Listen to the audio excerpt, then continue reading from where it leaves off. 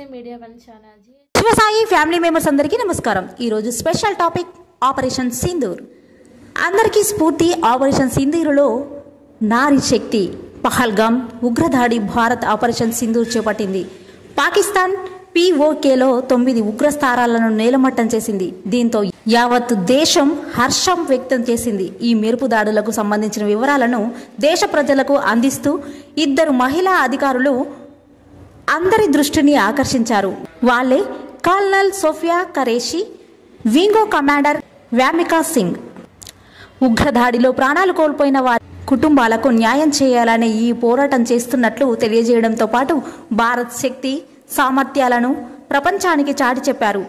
వీరిద్దరూ ఆపరేషన్ సింధూర్ గురించి దేశ ప్రజలతో పాటు ప్రపంచానికి వివరించిన తీరు భారత నారీ శక్తి గొప్పతనానికి నిదర్శనం. భారత స్త్రీ శక్తి ధైర్యానికి, వీరత్వానికి, సామర్థ్యానికి నిలువెత్తు ప్రతీకగా నిలిచిన ఈ 2 వీర వనితల ప్రస్థానం సాహసాలను గురించి తెలుసుకుందాం. వ్యామిక అంటే ఆకాశంలో నివసించేది అని అర్థం. వ్యామికా సింగ్ 6వ తరగతి చదువుతున్న సమయంలో పైలట్ కావాలనే కలలు కన్నారు. ఆ ఆసక్తితోనే NCCలో చేరారు. ఇంజనీరింగ్ పూర్తి చేసిన తర్వాత ఇండియన్ ఎయిర్ ఫోర్స్లో పైలట్ అయ్యారు.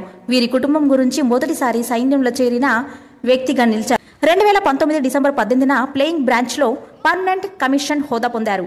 జమ్మూ, ఈశాన్య ప్రాంతాల్లో ఎత్తైన ప్రాంతాలతో పాటు సవాలుతో కూడిన ప్రాంతాల్లో చేతక్ చీతా హెలికాప్టర్లను నడిపి రెస్క్యూ ఆపరేషన్లో చురుగ్గా పాల్గొన్నారు. పైలట్గా 2500 గంటలు పైగా యుద్ధ విమానాన్ని నడిపిన అనుభవం పొందారు. 2020లో అరుణాచల్ ప్రదేశంలో కఠినమైన వాతావరణం, ఎత్తైన ప్రాంతాల్లో సామాన్యులను రక్షించేందుకు ఆమె కీలకమైన రెస్క్యూ మిషన్ నాయకత్వం వహించింది. విజయవంతంగా నిర్వహించారు. 2021లో 21,650 అడుగుల ఎత్తున మౌంట్ రాణిగంపై జరిగిన త్రివిధ దళ మహిళా యాత్రల్లో పాల్గొన్నారు. ఆపరేషన్ సింధూర్ అనంతరం నిర్వహించిన ఇండియా సమావేశంలో దేశానికి సమాచారం ఇవ్వడమే కాక దేశాన్ని రక్షించడంలో మహిళలకు కీలక హోదాల్లో పనిచేస్తున్నారని చాటి చెప్పారు. Colonel Sofiya Qureshi. Army colonel Sofiya Qureshi operation సింధూర్లో తన వంతు పాత్రను అద్భుతంగా నిర్వహించారు. గుజరాత్లోని వడోదరకు చెందిన ఆమె భారత సైన్యంలో లెఫ్టినెంట్ కల్నల్ హోదా విధులను నిర్వర్తించారు. ఖురేషీ తండ్రి సైన్యంలో సేవలను అందించారు. బయోమెట్రిక్లో PG చేసిన ఆమె 1990లో సైన్యంలో చేరారు.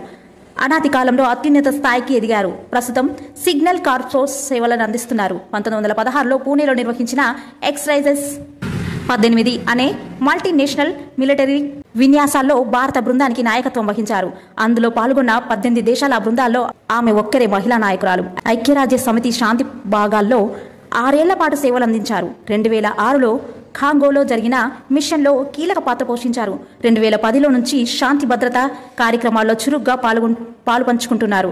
పంజాబ్ సరిహద్దుల్లో జరిగిన ఆపరేషన్ పరాక్రమ్లో పాల్గొన్న పహల్గామ్ మృతులకు న్యాయం చేసేందుకు కేంద్ర ఆదేశాలతో ఆపరేషన్ సింధూర్ చేపట్టినట్లు ఆమె తెలిపారు. పాక్లో ఎక్కడెక్కడ దాడులు జరిపారో పూర్తి వివరాలను మ్యాప్లో దేశ ప్రజలకు, ప్రపంచ దేశాలకు వివరించారు ఖురేషీ.